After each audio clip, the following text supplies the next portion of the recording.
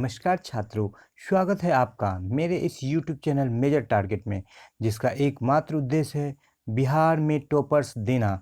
जी हाँ दोस्तों, इस कड़ी में हम आपके बीच लेकर के आए हैं साइंस के महत्वपूर्ण प्रश्न को जो 100% परीक्षा में आएगा।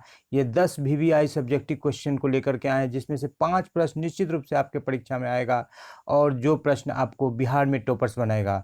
जी हाँ दोस्तों, ये जिंदगी हंसी है इससे प्यार करो। जी हाँ दोस्तों, ये जिंदगी हंसी है इससे प्यार करो, अभी है रात तो सुबह का इंतजार करो।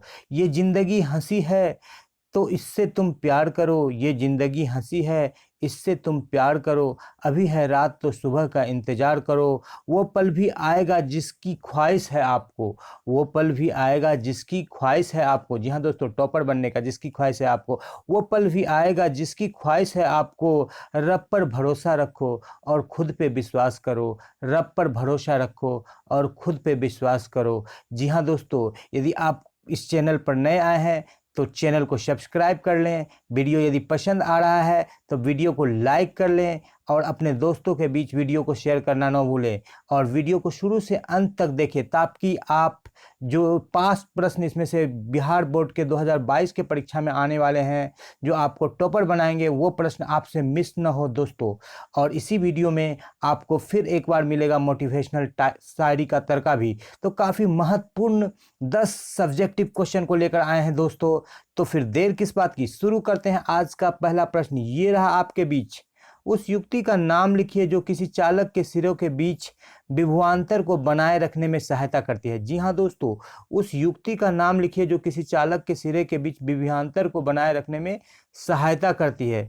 जी हाँ दोस्तों, ये बहुत ही आसान सा प्रश्न है और इसका उत्तर है किसी चालक के सिरों के बीच विभवांतर बनाए रखने के लिए सेल या बैटरी का प्रयोग किया जाता है। जी हाँ दोस्तों, किसी चालक के सिरों पर विभवांतर बनाए रखने के लिए सेल या बैटरी का प्रयोग किया जाता है। जहाँ तक सेल का सवाल है तो सेल को इस तरह से हम लोग सिंबल के द्वारा दिखाते हैं। ये बड़ा वाला लाइन प्लस और छोटा वाला लाइन माइनस। प्लस मतलब कैथोड, इसमें कैथोड में भी टी होता है, पहले भी बताया था। एनोड मतलब माइनस, कैथोड मतलब धन ध्रुव और एनोड मतलब ऋण ध्रुव। कैथोड को CAT, इसमें टी रहता है तो ये धन ध्रुव होता है। कैथोड में क्या होता है, टी, या उसे धन ध्रुव हम लोग कहते हैं। और सेलों का समूह क्या कहलाता है दोस्तों, बैटरी कहलाता है। ये 1 2 3 सेल है, इसमें ये प्लस हो गया, ये माइनस हो गया। तो एक सेल या कई सारे सेल को लेकर के हम किसी चालक के सिरों के बीच विभवांतर उत्पन्न कर सकते हैं। सेलों का समूह क्या कहलाता है दोस्तों, बैटरी कहलाता है दोस्तों। तो हम लोग सेल का यूज कर सकते हैं या सेलों के समूह बैटरी का यूज कर सकते हैं। तो चलते हैं अगले प्रश्न पर। ये रहा आपके बीच। विद्युत टोस्टरों या विद्युत इस्त्रियों के तापन अवयव शुद्ध धातु के न बनाकर मिश्रातु या मिश्र धातु एलॉयज के क्यों बनाए जाते हैं। जी हाँ दोस्तों, विद्युत टोस्टरों में या विद्युत इस्त्रियों में जो तापन अवयव का उपयोग किया जाता है वो शुद्ध धातु का नहीं होता है, मिश्र धातु के बनाए जाते हैं। उसके कारण को दिया गया है। क्या कारण दिया गया है दोस्तों, मिश्र धातुओं की प्रतिरोधकता उनकी अवयवी धातुओं की अपेक्षा अधिक होती है। जितनी अधिक प्रतिरोधकता होगी दोस्तों, वो धारा को उतना ज़्यादा रोकेगा, उतना जल्दी तप्त होकर लाल हो जाएगा। जहाँ तक हीटर का सवाल है तो वो गर्मी देगा, टोस्टर का सवाल है वो गर्मी देगा जिसका यूज हम लोग उस ताप का करेंगे। इस्त्री का सवाल है वो गर्मी देगा और उस गर्मी का यूज हम लोग क्या चीज़ करेंगे, वो कपड़े के सिकुड़न को दूर करने में। यानी प्रतिरोधकता जितनी ज़्यादा हो जाएगी वो उतना जल्दी लाल हो जाएगा और गर्म हो जाएगा और वो हमें क्या करेगा, गर्मी देगा। उस गर्मी का यूज़ हम लोग करेंगे अपने कार्यों में।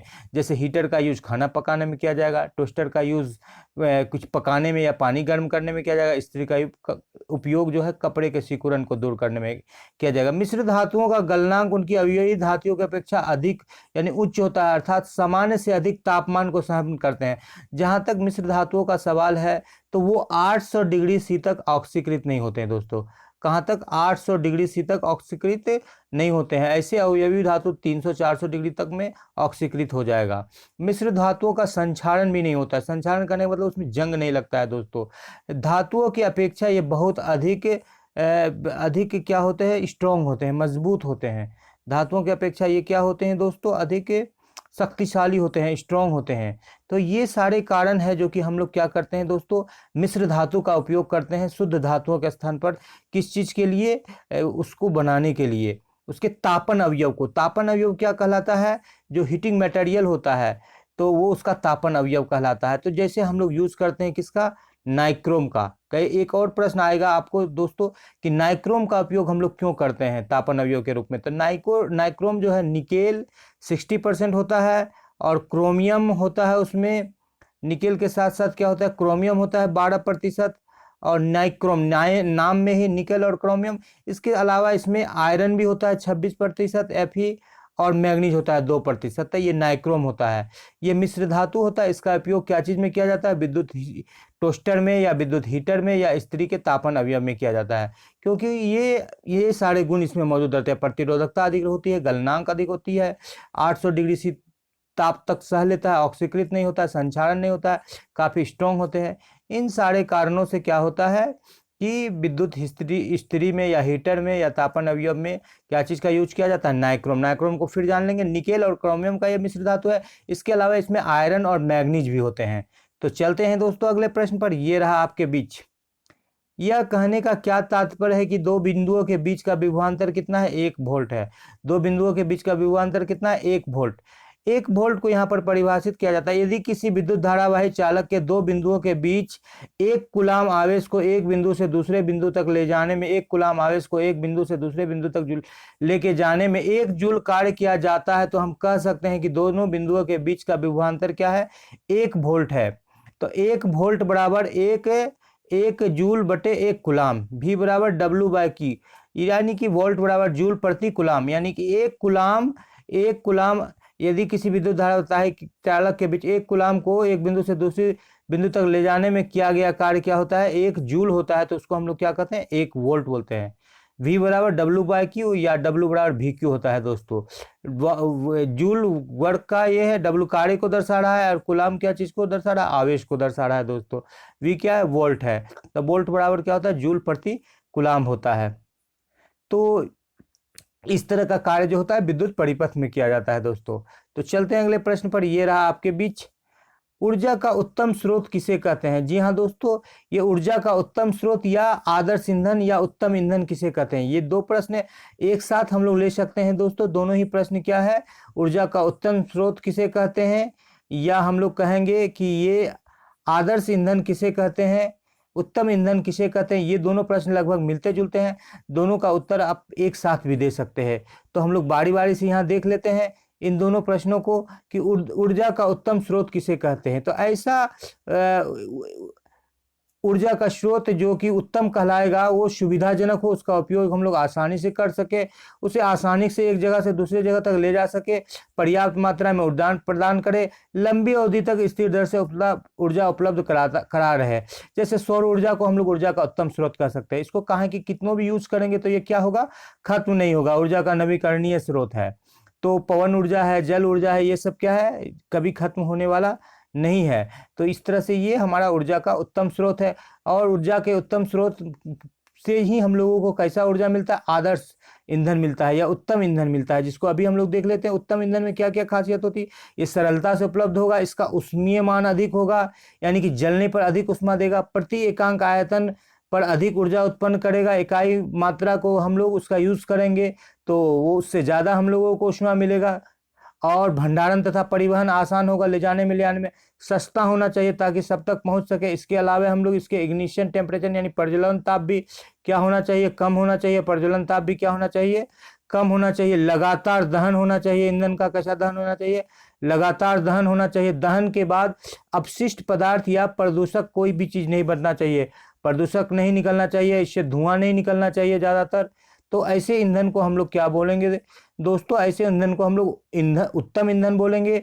और इस तरह के ईंधन को जो मतलब जो स्रोत हमें देता है वैसा स्रोत हम लोग का क्या कहलाएगा, जो पीछे हम लोग ने देखा कि अच्छा स्रोत या उत्तम स्रोत कहलाएगा।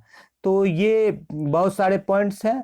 सस्ता होना चाहिए, उसमें मान अधिक होना चाहिए, प्रज्वलन ताप कम होना चाहिए, लगातार दहन होना चाहिए, प्रदूषण नहीं फैलाना चाहिए दहन के पश्चात, या कोई राख या अपशिष्ट पदार्थ हानिकारक नहीं बचना चाहिए उसके दहन के बाद। तो ऐसे ईंधन को हम लोग क्या कहते हैं कि उसका परिवहन भंडारण आसान होना चाहिए, सस्ता होना चाहिए, आसानी से हर जगह उपलब्ध होना चाहिए। ऐसे ईंधन को हम लोग क्या कहेंगे दोस्तों, उत्तम ईंधन कहेंगे। ऐसे ईंधन को हम लोग क्या कहेंगे दोस्तों, उत्तम ईंधन कहेंगे, या आदर्श ईंधन कहेंगे, या उत्तम ईंधन का स्रोत कहेंगे। चलते हैं अगले प्रश्न पर दोस्तों, ये देख लेते हैं, यदि आप अपने भोजन को गर्म करने के लिए किसी ऊर्जा स्रोत का उपयोग कर सकते हैं तो आप किसका उपयोग करेंगे और क्यों? तो यहाँ पर आपको स्वच्छंदता है, आपको लिबर्टी है कि आप किसी भी ऊर्जा स्रोत को आप आंसर दे सकते हैं और आप उसके रीजंस को बता सकते हैं। तो हमने यहाँ पर ये बताया है कि हम भोजन को गर्म करने के लिए एलपीजी गैस का यूज करेंगे। जहाँ तक पिछले प्रश्न का सवाल है उसमें भी जो उत्तम ईंधन की बात करेंगे दोस्तों, तो उत्तम ईंधन एलपीजी एक उत्तम ईंधन है, सौर ऊर्जा एक उत्तम ईंधन है। तो एलपीजी गैस का यूज करेंगे। एलपीजी का विस्तार लिक्विफाइड पेट्रोलियम गैस होता है। क्यों इसका यूज करेंगे? यह जलने पर धुआं नहीं देती है, राख नहीं देती है और बहुत कम मात्रा में प्रदूषण फैलाता है। यह सस्ता है, परिवहन भंडारण आसान है, लगातार इसका दहन होता है, ज्वलन ताप कम है। इसका ज्वलन ताप क्या है दोस्तों? कम है। और उष्मीय मान क्या है? अधिक है। ज्वलन ताप क्या है? कम है और उष्मीय मान अधिक है। इससे प्रदूषण नहीं फैलता, ये सस्ता है, हर जगह उपलब्ध है। इसलिए हम किसका यूज करेंगे? एलपीजी गैस का यूज करेंगे, लिक्विफाइड पेट्रोलियम गैस का यूज करेंगे। किसका यूज करेंगे? भोजन को पकाने के लिए लिक्विफाइड पेट्रोलियम गैस। आसानी से इसको हम लोग जना सकते हैं, यानी प्रयोग में इसका सुविधाजनक है, कोई दिक्कत नहीं, कठिनाई नहीं है, भींगने का डर नहीं है। ठीक है, तो बहुत सारी सुविधाएं इसमें, इसलिए हम इसका उपयोग करेंगे। ठीक है दोस्तों, ये ज्वलनताप कम होना चाहिए, अधिक नहीं। चलते हैं अगले प्रश्न पर दोस्तों, ये रहा आपके बीच। सौर कुकर के लिए कौन सा दर्पण अवतल, उत्तल या समतल उपयुक्त होता है? जी हाँ दोस्तों, सौर कुकर एक ऐसी उक्ति है जो सौर ऊर्जा का उपयोग करके भोजन को पकाती है। क्या करती है? सौर कुकर भोजन को पकाने के लिए सूरज की गर्मी का उपयोग करता है। एक विशेष क्षेत्र में सूरज की रोशनी को प्रतिबिंबित करने तथा गर्मी को केंद्रित करने के लिए एक अवतल दर्पण का उपयोग किया जाता है। क्या चीज का उपयोग किया जाता है? अवतल, जिसको हम लोग अभिसारी दर्पण बोलते हैं दोस्तों। दर्पण एक बिंदु पर सूरज की किरणों को केंद्रित कर देता है, उस बिंदु पर तापमान बढ़ता है जिससे उस विशेष क्षेत्र में भोजन को रखा जाता है, वो क्या हो जाता है? गर्म हो जाता है दोस्तों। यदि हम लोग कोशिश करें ये सोलर कुकर का यहाँ पर चित्र बनाने का, तो इस तरह से हम लोग बना सकते हैं दोस्तों। पहले इसको हम लोग उड़ा देते हैं दोस्तों। अब देखते हैं कि ये सोलर कुकर का किस तरह से हम लोग चित्र बना सकते हैं। ये रहा आपके बीच में एक सोलर कुकर बनाने का प्रयास किया जा रहा है दोस्तों। ये रहा ऐसे ऐसे, और इसमें क्या रहता है? एक ये यहाँ पर अवतल दर्पण लगा हुआ रहता है दोस्तों। यहाँ पर क्या रहता है? अवतल दर्पण लगा हुआ रहता है। यहाँ पर अवतल दर्पण रहता है लगा हुआ। ये सोलर कुकर मेरा बन रहा है, ये ये ये कुकर बन गया और यहाँ पर हम लोग अवतल दर्पण लगाते हैं और यहाँ पर हम लोग खाना को रखते हैं। तो ये अवतल दर्पण क्या करता है? ये जो भोजन रहता है यहाँ पर, इससे सूर्य के प्रकाश को यहीं पर लाता है। सूर्य के प्रकाश को कहाँ लाता है? यहीं पर लाता है, अभिसारित कर देता है। ये अभिसारी दर्पण कहलाता है, क्योंकि ये सूर्य के प्रकाश को क्या कर देती है दोस्तों? अभिसारित करते हैं। सारे जो प्रकाश के किरण आएंगे उसमें हम लोग तीर का निशान देंगे। तो यहाँ पर यदि भोजन मेरा रहेगा तो क्या होगा? वो पक जाएगा। और अवतल दर्पण का काम क्या होता है दोस्तों? सूर्य के किरणों को किसी एक बिंदु पर जमा कर देना या अभिसारित कर देना। इसीलिए हम लोग अवतल दर्पण का यूज करते हैं। क्यों? क्योंकि वो सूर्य के किरणों को जमा कर देती है या अभिसारित कर देती है। तो सोलर कुकर का क्या यूज है? सोलर कुकर का यूज है खाना पकाने में। किससे? ये सौर ऊर्जा का उपयोग करता है। धूप में रख देते हैं, इसका लिमिटेशन है कि धूप नहीं रहेगा तो नहीं होगा। धूप में सोलर कुकर को खोल के रख देते हैं और इसमें हम लोग सब्जी नहीं बना सकते हैं। चावल को रख दिए और इसमें क्या कर दिए कि पानी डाल दिए और अब ये सोलर कुकर के जो ये बक्से को खोल दिए। यहाँ पर क्या लगा हुआ है? अवतल दर्पण लगा हुआ है। इससे प्रकाश परावर्तित होकर कहाँ पहुंच रही है? खाने पर पहुंच रही है। प्रकाश परावर्तित होकर के कहाँ पहुंच रही है? खाने पर पहुंच रही है। प्रकाश परावर्तित होकर कहाँ पहुंच रही है? इस खाने पर। और यहाँ का तापमान काफी बढ़ जाता है। जो भोजन इसके बीच में रखा है वो क्या हो जाता है? पक जाता है। तो जब सूर्य नहीं रहेगा तो ये काम नहीं करेगा दोस्तों, और सूर्य रहेगा तो काम। ऑब्जेक्टिव में भी काफी आता है कि किस दर्पण का यूज किया जाता है। तो वहाँ समतल भी कई लोग आंसर मार देते हैं, नहीं अवतल मारना है। क्या मारना है? समतल। समतल नहीं मारना है, अवतल को मार देना है। तो सोलर कुकर में किसका यूज किया जाता है? अवतल दर्पण का उपयोग किया है। क्यों? अवतल दर्पण को हम लोग अभिसारी दर्पण कहते हैं। ये प्रकाश के किरणों को क्या करती है? एक बिंदु पर जमा कर देती है दोस्तों। चलते हैं अगले प्रश्न पर। ये रहा आपके बीच, नाभिकीय ऊर्जा का क्या महत्व है? जी हाँ दोस्तों, जो बड़े बड़े नाभिक को छोड़कर छोटे नाभिक में बदला जाता है जिसे नाभिकीय विखंडन कहते हैं, या छोटे नाभिक को जोड़कर बड़े नाभिक में बदला जाता है जिसे नाभिकीय संलयन कहते हैं।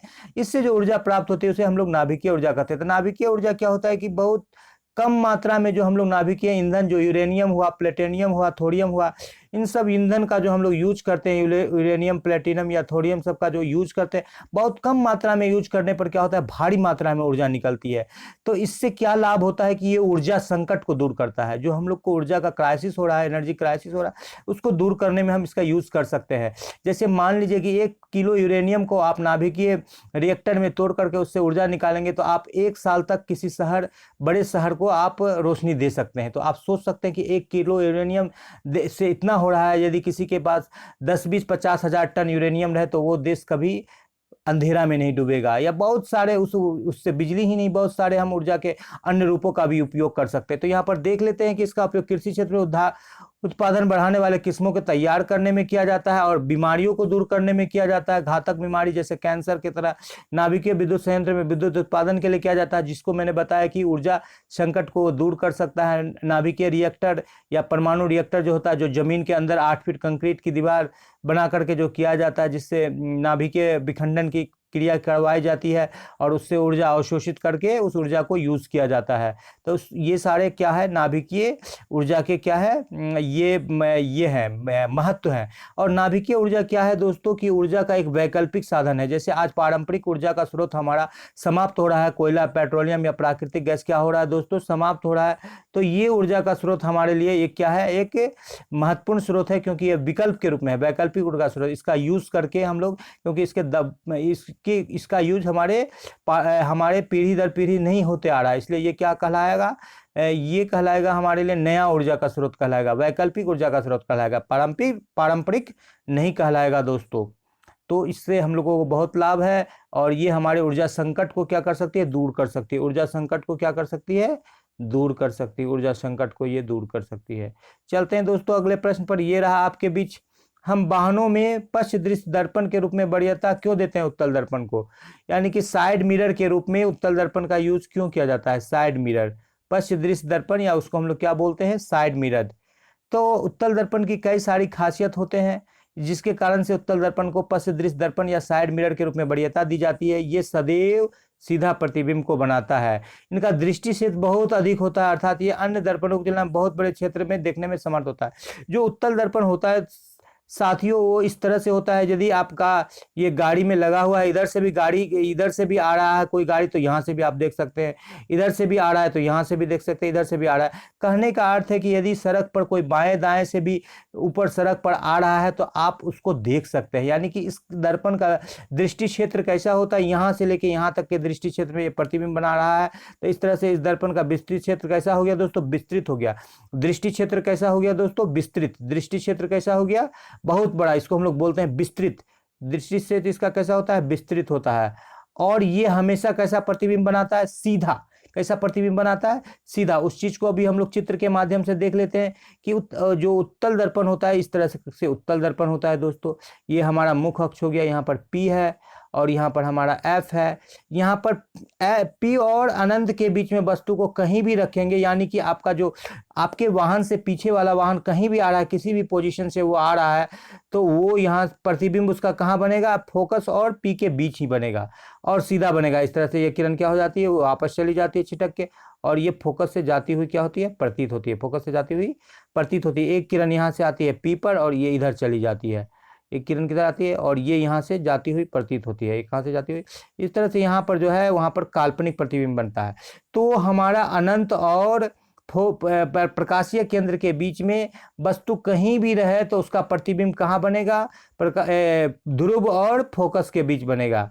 हमारा वस्तु अनंत और ध्रुव के बीच में, अनंत और फोकस के बीच में कहीं भी रहे तो उसका प्रतिबिंब कहाँ बनेगा, सीधा बनेगा, काल्पनिक बनेगा और फोकस और ध्रुव के बीच बनेगा। तो ये सीधा बनता है और हमेशा इसी जगह पर बनता है, चाहे गाड़ी जितना भी दूरी से है। तो हम लोग एक छोटा सा ये छोटा रहता है, ये प्रतिबिंब कैसा होता है, छोटा। तो छोटा रहने के कारण चाहे वस्तु जितना भी नजदीक हो या जितना भी दूर हो, उसको हम उत्तल दर्पण में आसानी से देख पाते हैं। उसको उत्तल दर्पण में हम क्या करते हैं, आसानी से देख पाते हैं। यहाँ पर हमारा प्रतिबिंब बन रहा है, काल्पनिक प्रतिबिंब बन रहा है, और काल्पनिक सीधा होता है तो उसको हम आसानी से पहचान भी लेते हैं कि कौन सा गाड़ी आ रहा है, ट्रक आ रहा है कि ट्रैक्टर आ रहा है कि साइकिल आ रहा है कि मोटरसाइकिल आ रहा है। और सीधा रहता है, छोटा रहता है, हमेशा P और F के बीच में रहता है, विस्तृत दृष्टि क्षेत्र में बनता है, जिसके कारण से बायां दायां किधर से भी वाहन आए तो हम उसको देख सकते हैं। तो इन सारे कारणों से ही हम लोग क्या करते हैं, उत्तल दर्पण को पश्च दृश्य दर्पण या साइड मिरर के रूप में क्या करते हैं, हम लोग वरीयता देते हैं। बहुत ही महत्वपूर्ण प्रश्न है दोस्तों, इसको निश्चित रूप से इन सारे प्रश्नों को आप रट लेंगे तो कम से कम 20 मार्क्स का आपका काम हो जाएगा आज का।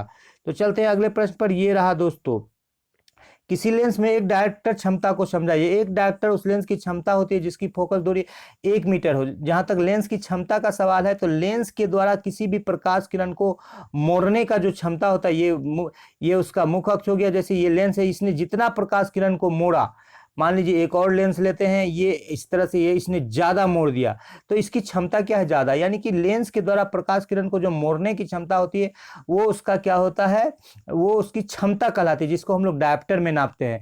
तो क्षमता क्या होता है किसी भी लेंस की, जिसकी 1 डायप्टर क्षमता है तो लेंस की क्षमता बराबर क्या होता है, 1/फोकस दूरी। और फोकस दूरी को क्या चीज में लेना है दोस्तों, मीटर में लिया जाता है। इसलिए यदि लेंस की क्षमता 1 डायप्टर है तो उस लेंस की फोकस दूरी कितनी है, 1/1 मीटर है। कितनी है, 1/1 मीटर है। जिस लेंस की फोकस दूरी 1 मीटर है तो उसकी क्षमता क्या होगी, 1 डायप्टर।